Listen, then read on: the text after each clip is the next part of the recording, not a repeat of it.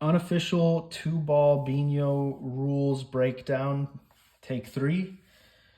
So per my post on the subreddit with the rules, I just want to kind of do a little walkthrough so that people could see this in action.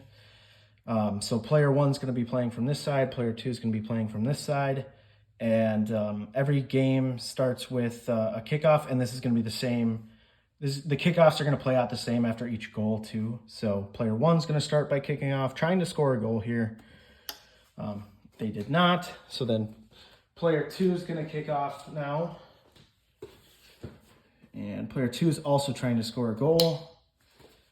If neither scores a goal, we go back to player 1. And then this is going to be their first possession of the ball.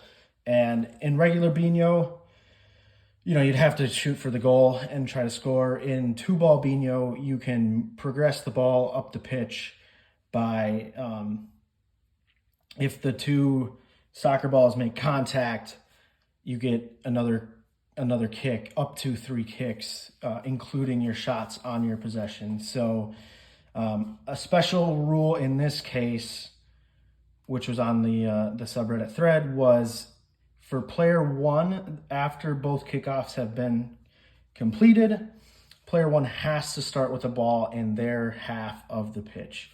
Essentially what ended up happening once we started playing a few games, we figured out that, a lot of times if we didn't restrict to having to kick this ball, you're going to end up with a situation like this where your kickoff ends somewhere in the middle here and you're just kicking it really easily into the goal for a score. So player 1 has to start their first possession with a ball in their half of the pitch here. In this case, I do have a pretty good shot on goal, but I think I might just try to kind of kick it up in here, see if I can, hit this second ball to get another kick at the goal pretty easily on, or pretty close. So let's see. That did not work. So now, since I took a shot effectively, I didn't complete a pass. It's now player 2's possession, and you wouldn't want to kick this one because if you don't score, player 1's going to get a really easy shot on goal. So I'm going to try to clear here and try to bank it and be able to progress this up the field. So there, I got my first pass completed. I have up to 3 hits per possession. So that was shot number 1. Pass number 1 and then pass number 2 here.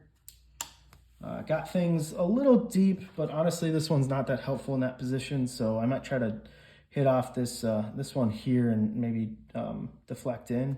And that's what ended up happening. So that would be a goal for player number 2 there. And the way we did the scoring was, if it's a regular goal like that, just one point. If you have a deflection of the balls into a score, like hopefully this one works, that's going to be worth 2. And if we haven't had this happen yet, but let's say somehow you have some situation like this occurs, if both of the balls go into the goal on the same kick, that's going to be worth 3 points like that. So very, very rare that would happen, but we figured, why not give you some style? Sometimes if you're behind big, it's kind of cool, kind of neat that you can score 2 goals at once by doing something that is a little bit more tricky than just taking the easy goal. And we also found that, scoring's a little bit quicker, I think, than normal Biñho, just because you do have a few shots, even though sometimes the passing's pretty tough. Like you saw, you can get cases like this where you don't really have a clear path, so you're kind of more or less playing the normal Biñho. But a lot of times, too, you do get things like this where you're progressing the ball at field. And we found a lot of shots come, really, really close to the goal there. So you do see I think you do score quicker. So what we ended up doing was scoring to 15. So the way the scoreboards work here, we would go all the way up to 7 twice essentially, and since there's a 0 spot, that's 15 goals. And yeah, I guess hopefully everybody has fun with this. Let me know if you have any feedback in the comments, and thank you.